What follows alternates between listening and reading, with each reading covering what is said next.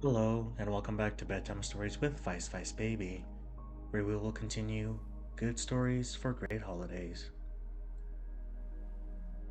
The Little Drummer Boy by Albert Bushnell Hart. Adapted. A few days before a certain regiment received orders to join General Lyon on his march to Wilson's Creek, the drummer boy of the regiment was taken sick and carried to the hospital. Shortly after this, there appeared before the captain's quarters, during the beating of the reveille, a good-looking, middle-aged woman, dressed in deep mourning, leading by the hand of a sharp, springly-looking boy, apparently about 12 or 13 years of age. Her story was soon told. She was from East Tennessee, where her husband had been killed by the Confederates, and all her property destroyed.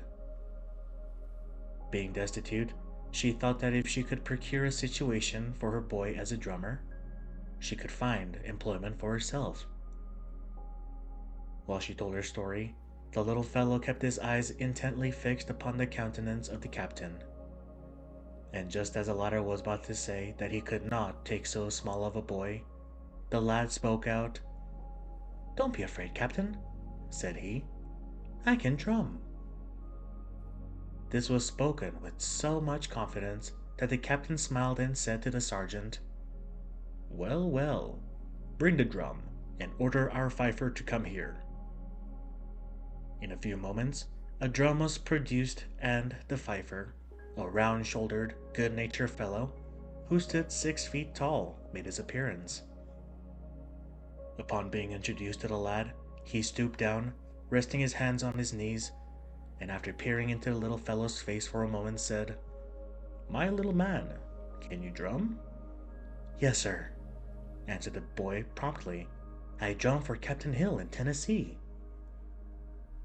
The fifer immediately straightened himself, and, placing his fife to his lips, played the Flowers of Edinburgh, one of the most difficult things to follow with the drum, and nobly did the little fellow follow him, showing himself to be master of the drum.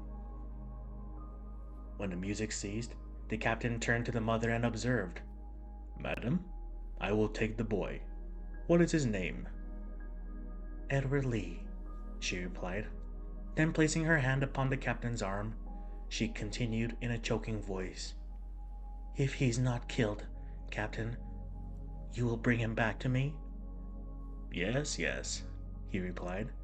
"We shall be certain to bring him back to you. We shall be discharged in 6 weeks." An hour after, the company led the regiment out of the camp, the drum and fife playing "The Girl I Left Behind Me." Eddie, as the soldiers called him, soon became a great favorite with all the men of the company.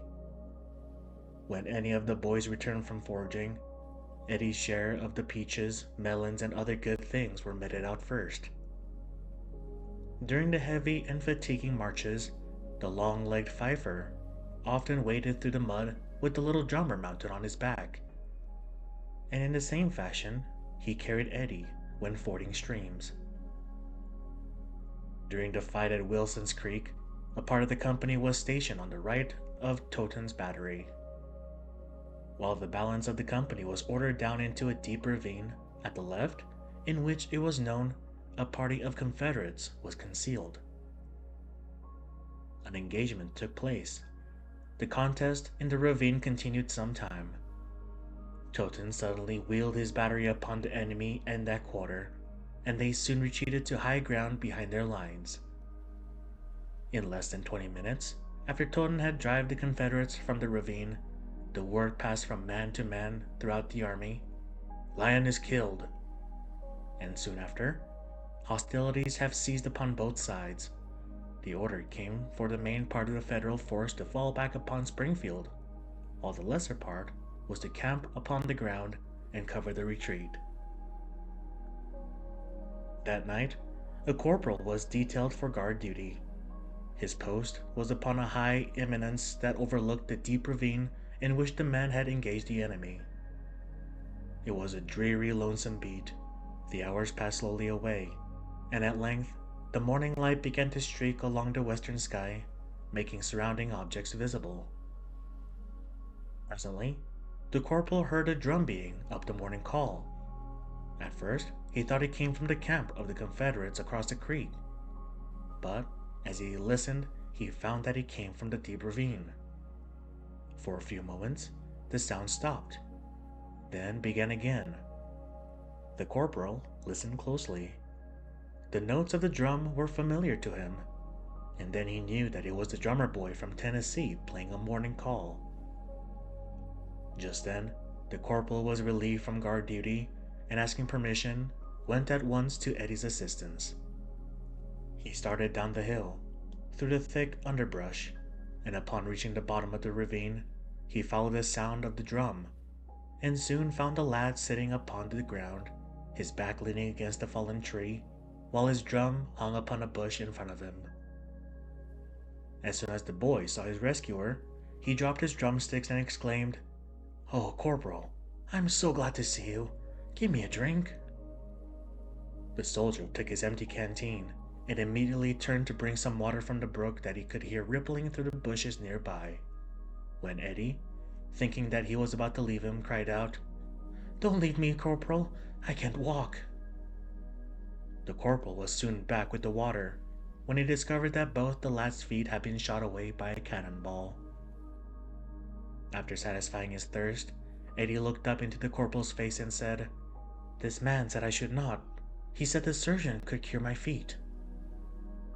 The corporal now looked about him and discovered a man lying in the grass nearby. By his dress, he knew him to belong to the Confederate Army. It appeared that he had been shot and had fallen near Eddie. Knowing that he could not live, and seeing the condition of the drummer boy, he had crawled to him, taken off his buckskin suspenders, and had corded the little fellow's leg below the knee, and then he laid himself down and died. While Eddie was telling the corporal these particulars, they heard the tramp of cavalry coming down the ravine, and in a moment a scout of the enemy was upon them, and took them both prisoners.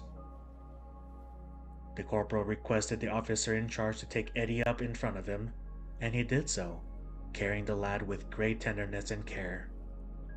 When he reached the Confederate camp, the little fellow was dead. Thank you for tuning into this episode of Bedtime Stories with Vice Baby. I hope you all have a good night and sweet dreams.